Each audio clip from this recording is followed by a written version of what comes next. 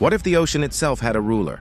A god so powerful that with a single strike he could raise storms, sink ships, or even shatter the earth beneath your feet. In Greek mythology, that god had a name: Poseidon, born of Titans.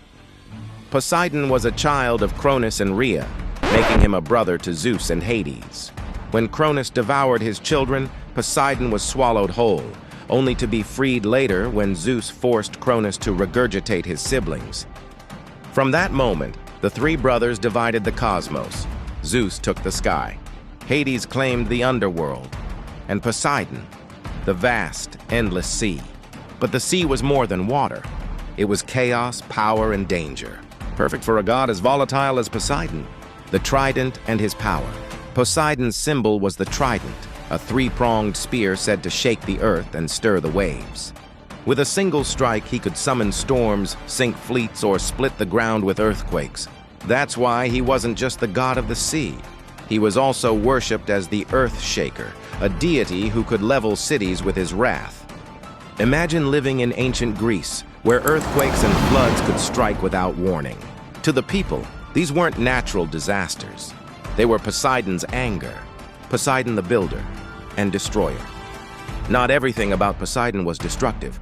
He was also known as a builder of civilizations. According to myths, he helped raise the walls of Troy. Yet, ironically, he later sent a sea monster to destroy the city when he was betrayed by King Laomedon.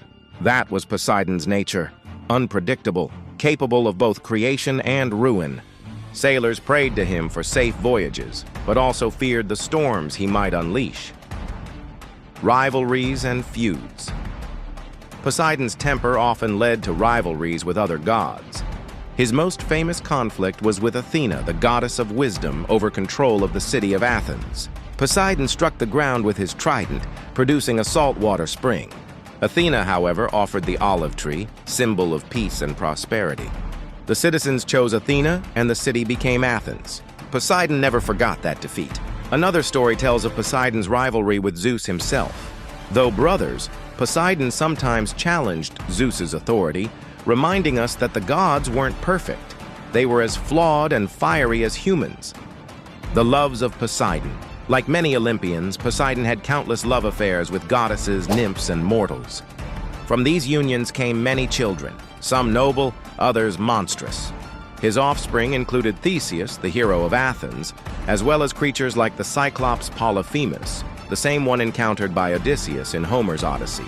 This duality of Poseidon's children, heroes and monsters, mirrors his own divided nature: protector and destroyer, father and punisher.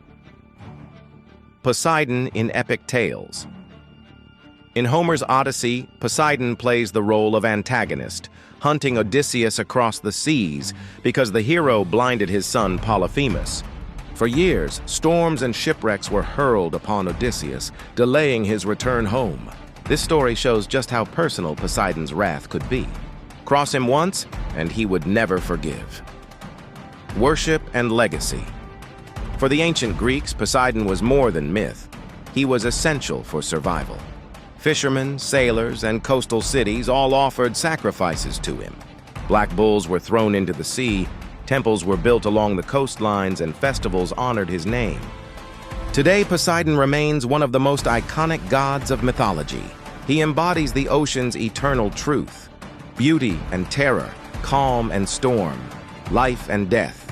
So when the waves crash against the shore or the ground shakes beneath your feet, maybe it's not just nature.